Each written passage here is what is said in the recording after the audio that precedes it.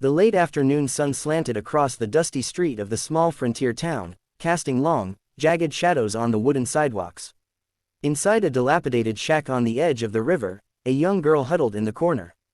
Her hands were small and calloused, her clothes tattered and worn from years of neglect. Her father, reeking of whiskey and bitterness, staggered across the floor, shouting at her with a voice that had long since lost any warmth. He waved a hand at the door as if to shoo her out of existence, muttering something about debts and obligations and how she was nothing more than a burden to him. The townsfolk, who had grown used to the man's drunken rages, whispered in hushed tones behind their closed doors, but none dared intervene. The girl didn't cry, she didn't fight. She had learned early that tears invited cruelty and defiance invited violence. Her eyes, however, were sharp, alert, and strangely calm. They followed every movement, taking in the shapes, the sounds, the vibrations of the room, even though the world assumed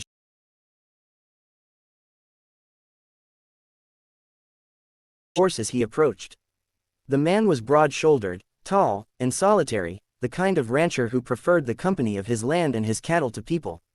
His hat was pulled low over his face, but his eyes were focused, scanning the shack with an intensity that made even the bravest townsfolk avert their gaze.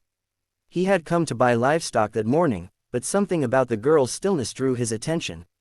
The father, sensing an opportunity for coins, staggered to the door and pointed at her. "She's yours, for a price," he slurred, his breath sour with alcohol.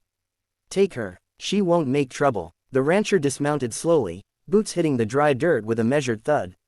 He looked at the girl, taking in her posture, the way her hands rested in her lap, the keen intelligence in her eyes.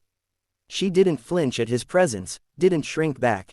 There was something unspoken in her gaze, a quiet strength, a fire that hadn't been snuffed out despite the world's cruelty. He reached into his pocket and counted out the coins, handing them over without a word. The father grabbed them and swayed, muttering incoherently as the rancher led the girl toward the horse. He draped a thick coat over her shoulders, its weight unfamiliar but protective. She rose slowly, her small feet steady on the wooden planks as he helped her mount the horse behind him. The townsfolk watched in silence, some shaking their heads in disbelief. Why would a man known for his solitude and sternness take in a girl no one wanted? She did not speak, she did not beg, she simply held onto him with quiet determination, eyes fixed ahead.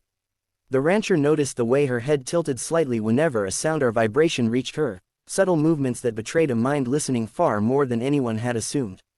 As they rode toward the distant ranch, dust trailing behind, a strange tension hung in the air.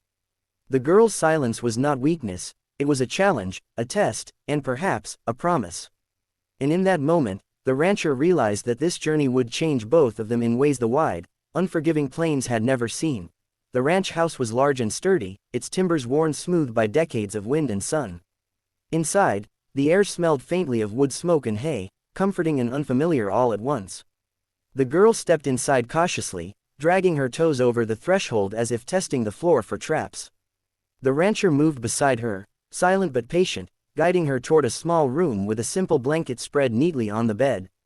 He gestured to a table nearby where bread and a small pot of stew waited, steam curling gently in the lantern light. She tilted her head, studying his movements carefully, and then slowly, deliberately, began to imitate them, taking the bread and breaking it into pieces. Her hands were small and precise, careful not to spill the food. She ate in near silence, her eyes occasionally flicking toward him, trying to read him as he had read her. He leaned against the doorway, arms crossed, watching her with a curiosity he hadn't felt in years. At first, he expected confusion, maybe fear, or even defiance, but none of that came. She ate deliberately, with dignity, as if the act of eating itself was a way to claim a small piece of the world for herself. "You hear me?" he asked after a long moment, voice low and rough from years spent commanding cattle rather than speaking to people. The girl paused, lips moving slightly as if she were forming words in her own mind. Then her eyes brightened, and she nodded. One small gesture, almost imperceptible, but it carried a weight heavier than any spoken word. He hadn't expected it. All this time, everyone had assumed she couldn't hear, that silence was her world.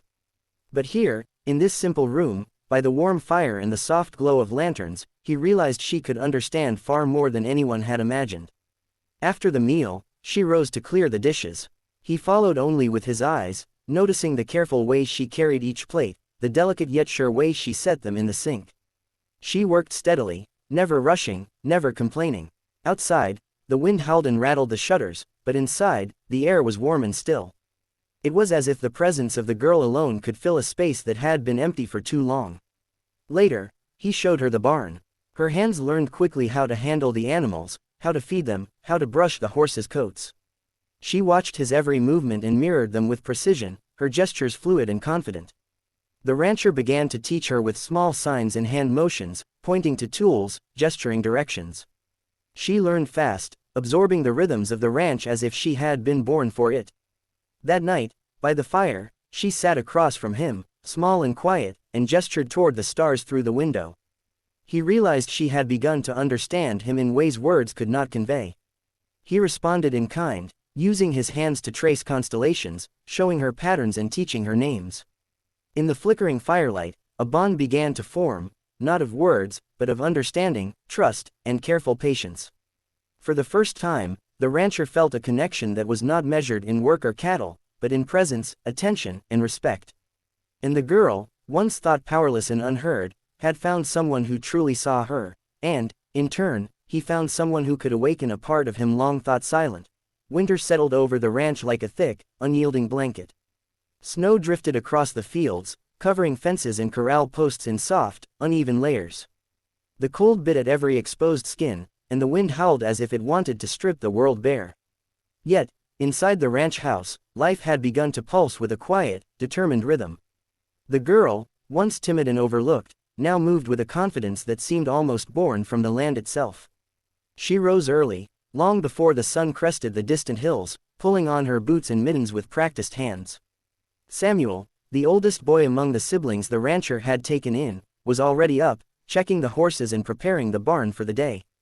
The younger children followed his lead, moving with purpose and efficiency, laughter and chatter spilling into the rooms like warm sunlight. Even baby Rose toddled carefully behind Clara, steady on her small feet as if she had always belonged to this place. The rancher stepped outside to inspect the fields, leather gloves creaking as he adjusted his coat against the wind. The children followed him, their presence filling the open spaces in a way that surprised even him. No longer were they silent, anxious ghosts, they were alive, vibrant, and woven into the rhythm of the ranch. He watched as the girl approached a frightened colt, kneeling beside it, her hands steady and gentle. Her movements were assured, every gesture purposeful. She whispered softly to the animal, not with words, but with the kind of calm authority that made the horse still and listen.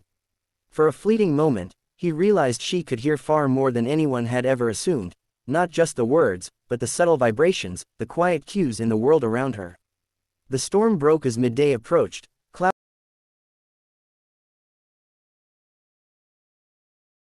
hauling hay, mending fences, and caring for the livestock, their teamwork seamless. The rancher, who had once taken pride only in the land he owned and the cattle he raised, now took pride in them. He noticed the way the girl directed Samuel, guiding him where to place a fence post, or how she soothed a nervous horse without being told. Every movement was deliberate, intelligent, and imbued with a quiet strength that left him in awe. Evening came, painting the snow and sky in pale gold and lavender. Inside, the house smelled of roasting meat and fresh bread. The children gathered by the fire, their cheeks flushed from the day's work, and the rancher finally allowed himself to sit among them, feeling the warmth of a family he had never known he could have. He looked at the girl, her dark eyes shining in the firelight, and realized that the assumptions he, and everyone else, had made about her were wrong. She had been listening all along, learning, understanding, and teaching him in return about patience, trust, and courage. Outside, the plains stretched endlessly, but within the walls of the ranch, a new life had taken root. The lonely rancher had not just rescued the girl, she had rescued him. Together, they had built something stronger than the harsh winter winds, something lasting, family.